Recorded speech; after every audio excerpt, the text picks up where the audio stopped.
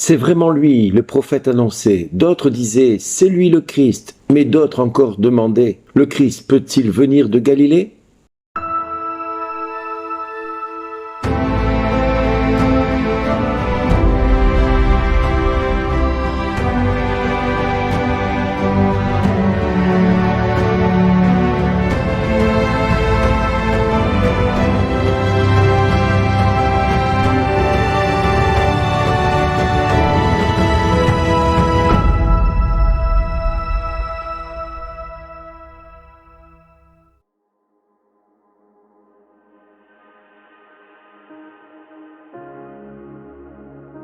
Bonjour les amis.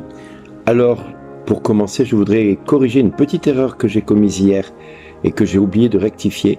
L'évangile de Jean au chapitre 7, il n'y a que 53 versets et non pas 58 comme j'avais indiqué. Désolé pour cette petite erreur, mais voilà, je voulais la rectifier dès maintenant. Ceci dit, aujourd'hui, le chapitre 7 nous est enfin dévoilé et jusqu'à son terme, sauf qu'ils ont quand même enlevé 10 versets, du verset 30 au verset 40, ces versets intermédiaires n'ont pas été cités et pourtant il me semble essentiel de les avoir pour mieux comprendre l'évangile. En tout cas, je pense qu'hier vous avez pu méditer longuement sur cette parole qui nous a été donnée par l'Église et proposée par l'Église. Et j'aimerais revenir un petit peu sur ce texte dans lequel il nous est dit dans la foule que certains pensaient que le prophète c'était lui, d'autres disaient que c'est lui le Christ, d'autres se posaient la question, le Christ peut-il venir de la Galilée ? Et cela me fait penser à un autre passage de l'Écriture qui serait plus d'actualité aujourd'hui puisque nous avons beaucoup aujourd'hui de personnes qui annoncent le retour du Seigneur. Et Luc au chapitre 21, versets 8 et 9 nous dit ceci, « Faites attention, ne vous laissez pas tromper. Car beaucoup d'hommes viendront en usant de mon nom et diront « Je suis le Messie ». Et le temps est arrivé. Mais ne les suivez pas quand vous entendrez parler de guerre et de révolution. Ne vous effrayez pas, il faut que cela d'abord arrive, mais ce ne sera pas tout de suite la fin de ce monde. Je voulais quand même terminer sur ce passage parce qu'il me semble que beaucoup de personnes sur les réseaux sociaux, se font les prophètes du temps et se font les prophètes aussi du retour du Seigneur imminent. Alors comme je le dis à mes enfants, très souvent nous avons tendance à nous inquiéter dès qu'on nous parle « Oh, c'est la fin du monde, c'est la fin des temps » parce que voilà, la guerre est proche, la guerre est imminente. Nous avons Luz Di Maria qui souvent, pour ne citer qu'elle, parle souvent de la guerre mondiale avec la Russie qui va envahir la France, etc., etc. Devons-nous avoir peur de cela ? Devons-nous trembler d'une guerre atomique ? Devons-nous trembler, je dirais, d'un apocalypse selon, je dirais, les cinémas hollywoodiens ? Devons-nous craindre notre lendemain ? Devons-nous craindre tout cela ? Devons-nous avoir peur de tout cela ? Eh bien, si déjà vous faites ce que je vous ai dit hier, c'est-à-dire de rechercher le Christ et de faire de lui un chemin, la vérité et la vie, vous ne risquez pas de vous égarer. Vous ne risquez pas de vous éloigner de sa volonté.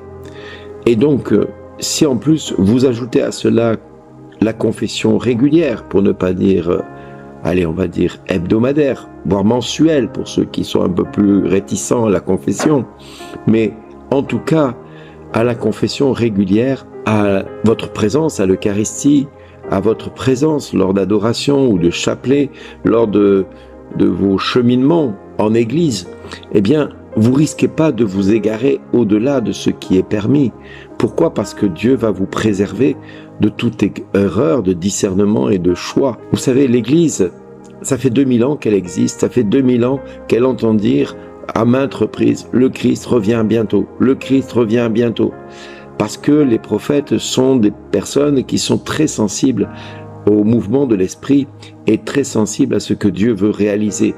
Et l'Esprit de Dieu parle par les prophètes, et je sais de quoi je parle, mais en ceci, il ne nous faut pas dramatiser tout. Mais il est vrai que nous sommes à minuit moins une, c'est-à-dire à 1 minute du retour du Seigneur. Waouh, quand vous dites ça, ça veut dire que c'est demain matin ? Non, Ça veut dire simplement qu'il faut se préparer, qu'il faut chercher la face de Dieu. Ça veut dire qu'il faut se convertir maintenant, pas demain. Demain, c'est déjà trop tard. Mais c'est maintenant que nous devons nous convertir.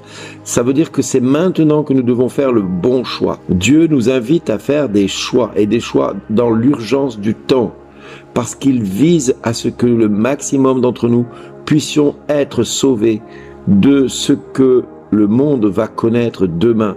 Et quand je dis demain, ça peut être dans une heure, dans une semaine, dans un mois, dans un an, dans 10 ans, dans 100 ans, voire plus. Mais c'est imminent, c'est proche. Pourquoi remettre à demain ce que vous pouvez faire tout de suite? Pourquoi vous affoler dès maintenant pour un retour du Seigneur imminent et trembler de toutes vos feuilles, de toutes vos pages, de toutes vos jambes, de tous vos membres pour essayer de... Oh là là, il faut que je fasse à tout prix des réserves, il faut à tout prix que je fasse ceci, à tout prix il faut que je fasse cela. Mais non, c'est pas ce que Dieu vous demande. Dieu vous demande d'abord de vous préparer, vous individuellement. Ne vous inquiétez pas de lendemain, le lendemain ça souciera de lui-même. Ça veut bien dire ce que ça veut dire. Arrêtons de faire le jeu de l'ennemi, de nous affoler dès que quelqu'un dit « Attention, il faut faire des réserves, attention, il faut monter des refuges, attention, il faut faire ceci ». Si vous êtes appelé à le faire, faites-le. Mais toujours avec cette confiance dans le Seigneur que si vous mettez ça en place, peut-être que même vous n'en profiterez pas. Ce sera ceux qui seront autour de vous qui en profiteront parce que Dieu va peut-être venir vous chercher dans la nuit, dans l'heure qui suit, dans la minute qui suit. Et alors, ça voudra dire que vous aurez fait tout ça et vous aurez oublié de préparer l'essentiel, votre cœur, votre éternité. Faites tout ce que vous avez à faire, mais faites-le pour la gloire de Dieu. Ne faites pas des refuges, des ceci, des cela, des réserves sur 1 an, 2 ans, 3 ans, 4 ans, 10 ans, 50 ans. Et puis au final, vous oubliez l'essentiel, ce que Dieu attend de chacun de nous, la conversion du cœur, la repentance, la reconnaissance de notre état de pécheur pour être sauvé, pour aller vers le Christ et demander au Christ son secours dans nos faiblesses.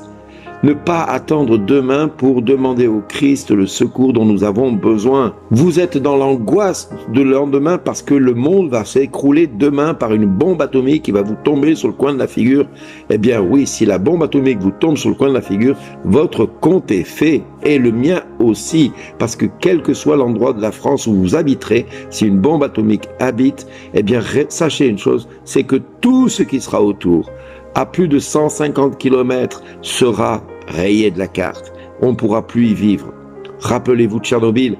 Et on ne peut plus vivre à Tchernobyl à cause de ce réacteur qui a explosé. Alors imaginez une bombe, 2 bombes, 3 bombes.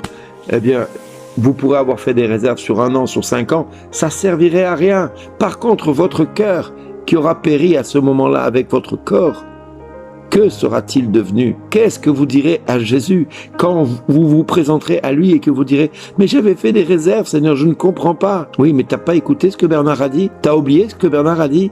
De te convertir, c'est ça qui était important. C'est pas d'avoir fait des réserves. Si t'es appelé à faire des réserves, fais des réserves. Mais fais en plus ce que je te dis aujourd'hui. Cherche la face de Dieu et cherche le Seigneur tous les jours de ta vie. Fais de lui tes délices, fais de lui ton ultime recours. Oui, mon ami, n'attends pas demain pour te convertir, parce que demain, ce sera trop tard. Mais en attendant, moi je te le dis, quelle que soit la situation dans laquelle tu es, ne fais pas comme ces disciples qui se posent encore la question, qui est le Messie? Est-ce lui ou pas lui? Peut-il venir de Galilée? Peut-il venir d'ailleurs? Qu'importe d'où il vient, convertis-toi et prépare-toi comme le Christ t'invite aujourd'hui à le faire. Et nous arrivons à Pâques. Alors je te le redis, va te confesser, va demander pardon pour tes péchés, va demander pardon pour toutes les fois où tu as fait des choix qui t'ont éloigné du cœur de Dieu. Et ensuite, eh bien je dirais, merci d'exister.